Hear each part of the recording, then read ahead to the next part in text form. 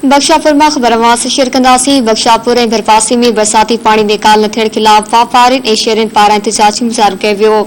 मुज़ाहिरीन जो चवणु हो त शहर भरपासी में बरसाती पानी बीठी वञण सबबि मुख़्तलिफ़ बीमारियूं पखिड़िजी रहियूं आहिनि। हुननि चयो त पानी निकाल न थियण सबबि संदनि ज़िंदगी ऐं कारोबार सख़्त मुतासिर थी वियो आहे, जंहिं सबबि हू ॻणतीअ जो शिकार थी विया आहिनि। हुननि ॿुधायो त मुक़ामी इंतिज़ामिया खे बरसाती पानी निकाली बाबति केतिरा ई भेरा इतला ॾिनो, पर मामले जो को बि तहरुक न वरितो वियो आहे।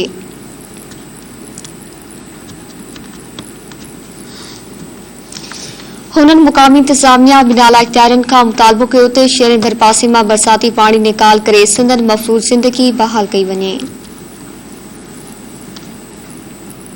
बख्शापुर मां वाक़िआ अॻ कई पिया। बख्शापुर ऐं भरपासी में बरसाती पानी निकाल न थियण खिलाफ़ वापारियुनि ऐं शहरियुनि पारां एहतजाजी मुज़ाहिरो कयो वियो।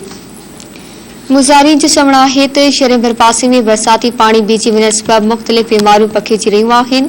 हुन चयो त पानी निकाल न थियण सबबि संदनि ज़िंदगी ऐं कारोबार सख़्त मुतासिर थी वियो आहे, जंहिं सबबि हू ॻणतीअ जो शिकार थी विया आहिनि। हुननि ॿुधायो त मुक़ामी इंतिज़ामिया खे बरसाती पानी निकाल बाबति केतिरा ई भेरा इतला ॾिनो, पर मामले जो को बि तहरुक न वरितो वियो। हुननि मुक़ामी इंतिज़ामिया बिनाला इख्तियारनि खां मुतालबो कयो त शहर भरपासी मां बरसाती पानी निकाल करे संदनि महफूज़ ज़िंदगी बहाल कई वञे।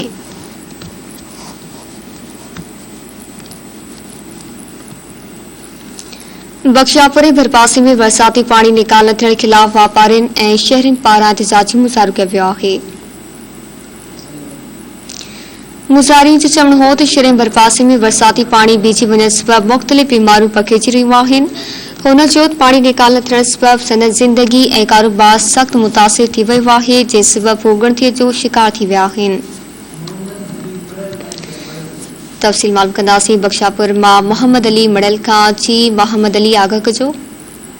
ॿुधाईंदो हलां त बख्शापुर में बरसाती पानी निकाल न थियण करे शहरनि ऐं दुकानदारनि जो बख्शापुर जे इंदर हाईवे ते धरणो रोड ब्लॉक करे ज़िले इंतज़ाम जे ख़िलाफ़ सख़्त नारेबाज़ी कंदे मीडिया अॻियां दाइंदे चयो त मुख़्तलिफ़ बरसातुनि सबबि शहर ऐं इंदर हाईवे ते बरसाती पानी पीअण सबबि मुख़्तलिफ़ बीमारियूं पैदा थी वियूं आहिनि, जंहिं सबबि रोज़गार बि मुतासिर थी वियो आहे।